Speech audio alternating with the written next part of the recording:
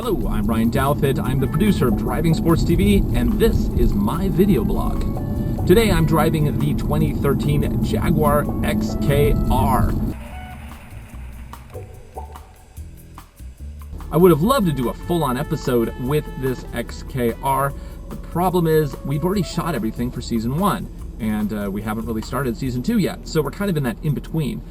So for the next few weeks, I'll be doing little video blogs on a number of cars that I've wanted to drive, but we didn't fit into Season 1.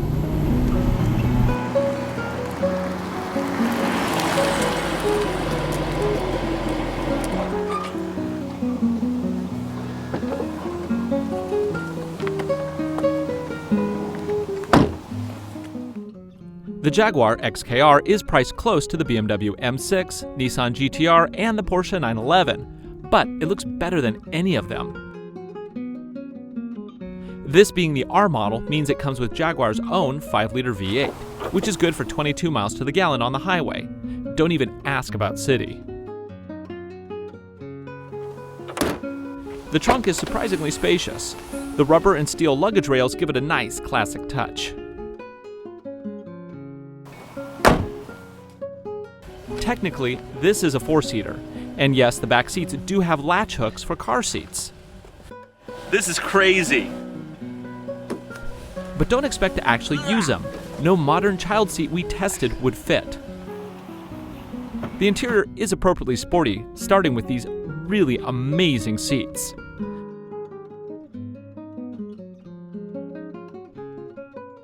Metals, plastics, and leathers are all appropriately classy.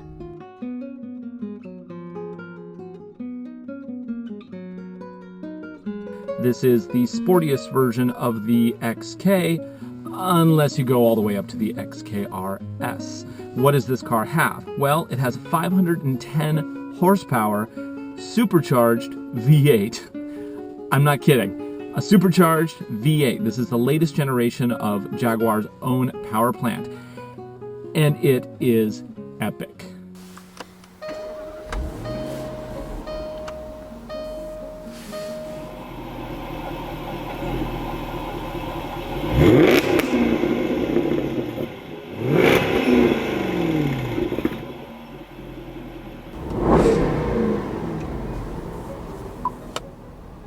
Like the XF we reviewed earlier in the year, the XKR comes with the standard Jaguar navigation and entertainment system. It's slow and light years behind the current Audi offerings. But it does the job, and it includes an iPod hookup in the armrest. So the only real issue with this car is that it is currently the sportiest coupe you can get from Jaguar. The problem is that they just announced their new F-Type over in Paris, and the F-Type looks hot. Okay, so you might bring up the fact that the F-Type is a 2-seater, the XKR is a 4-seater. I'm sorry, those seats don't count. Now, the interior of this car is gorgeous. The steering wheel, trimmed in very nice leather. These seats, these are the normal seats. These are not the optional, more expensive seats. These are fully supportive. I mean, they don't just support you up and down, they also support you left and right. And there's this little dial over here which controls these little air bladders for the ultimate in compression. Okay, a little less. Okay, that's pretty good. We do have one option here, dynamic mode, that I will go ahead and turn on. What that does is it increases throttle response, improves the suspension, as in tightens it up. Already the suspension is a reactive system, very expensive reactive system. The dynamic just gives it a more sport-like setting.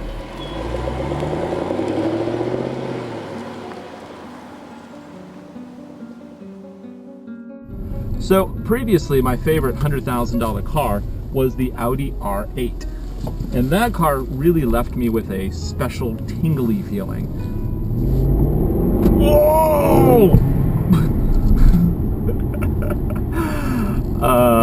Wow, okay. I'm feeling that tingly feeling. This car is a lot different than the Audi R8, of course, because the R8 is a 2-seater, but it also has a rear engine and all-wheel drive. This car is a front engine, rear-wheel drive, which is more like your classic British sports car setup. Okay, so right now I do have dynamic mode on, and I am keeping traction control on. Let's see. Ooh, a little spin. Oh, this car is evil. This car is evil. So, you know, the thing with a $100,000 car is it can't be just a car. It has to have something really special to make it worth $100,000. And just making the tires move under the car isn't enough. I mean, if all I want to do is slide sideways, I could buy a Super BRZ and slide sideways all day long, and that only costs about $27,000. Boy, you could buy 3 BRZs and change for the price of this Jaguar XKR. Okay, well now I have a breakdown here of what exactly is the difference between the R and the other XK models. The Touring Coupe starts at $80,000. The regular coupe is $84,000. This XKR is $97,000. The xkr-s, $132,000. But I can tell you this, it's really easy to option this car all the way up there as well. This car only has 2 options, and it puts it up at $107,000. Those options are special sporty wheels, and what was the other option? Paint, red paint. The one thing I love about this car is it has just massive, meaty tires on the back, which allows you to do face bending. Oh, brain. Squishing to side of head on the cloverleaf. Wow.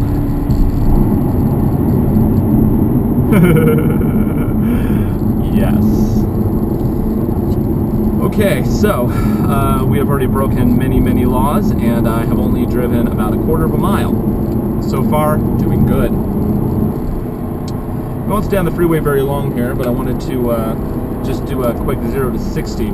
This is a 60-mile-per-hour freeway, and we will pull over to the side of the road here and have a go at it when the opportunity arises. Okay, so I'm going to keep traction control system on because this is a public road. I don't want to be crazy. I do have dynamic on for the quickest throttle response, but I will put the transmission into sport and let the car do its shifting. 3, 2, 1, go. Holy moly! 60. That is impressive. Oh, and just that sound of... You know, you can even get this car with a sport-tuned exhaust. This exhaust is the standard exhaust, which is nutty.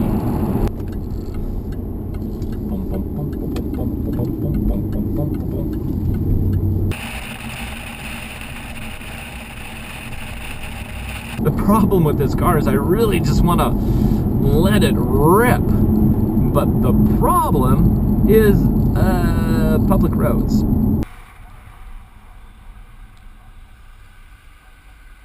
This is, wow, that's like suede.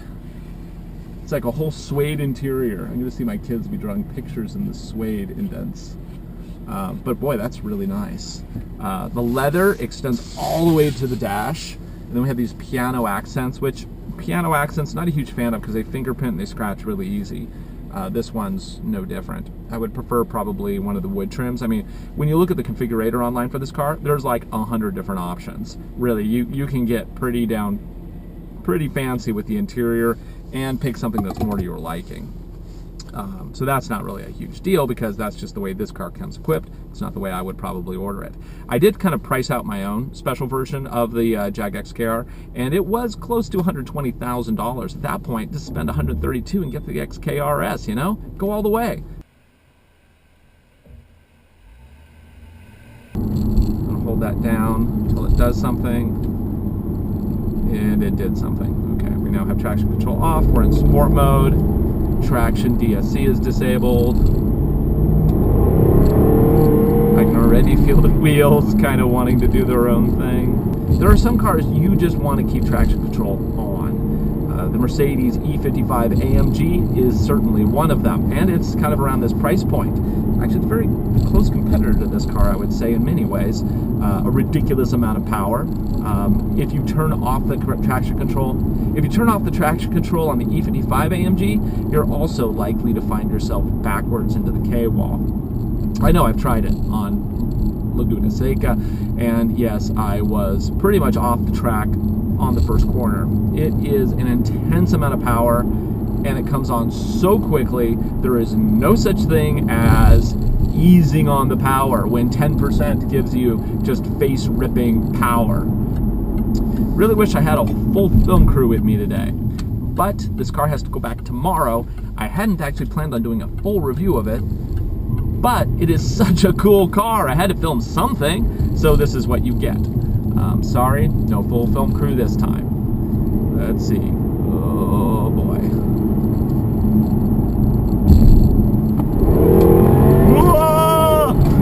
Normally when I think of Jaguar, I don't think of, I think of it as a little softer. But it's really not. At least not this car. It really just has a certain je ne sais quoi.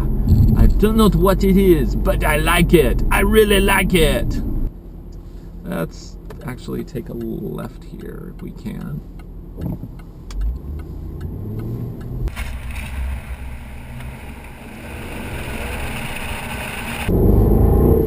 The only problem I have with this is that the throttle is kind of, I just put full throttle there and it refused to do it for me. Now, was that a safety precaution? Let's try it again. So now I'm in second. I'm going to jam it on. It's fine. Oh, brakes. Contact's still in. So the problem that I'm seeing here is that when I'm trying, yeah, it's not going to let me go sideways.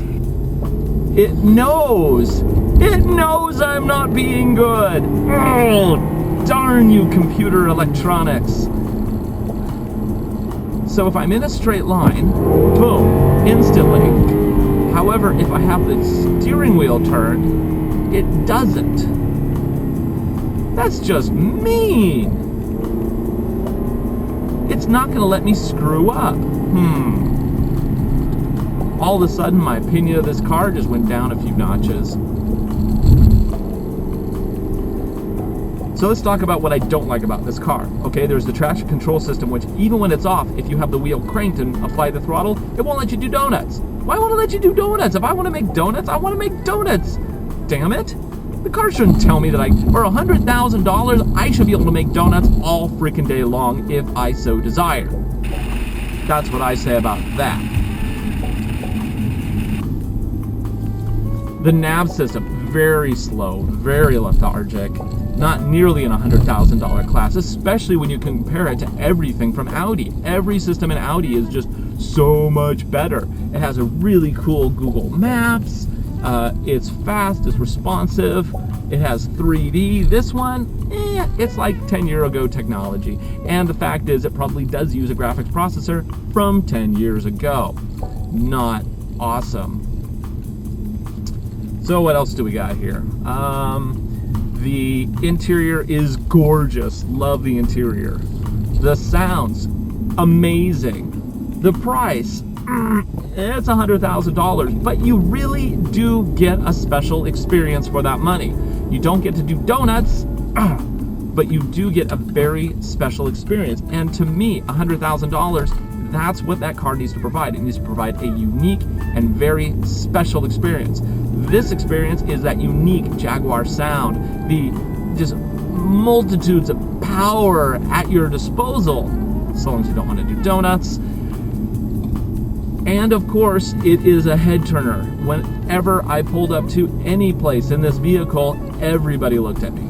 They looked at me and said, damn. Actually, I had lots of guys go, damn, that's a nice ride. And I had to say, yeah, it is. It wasn't mine, but it is a nice ride.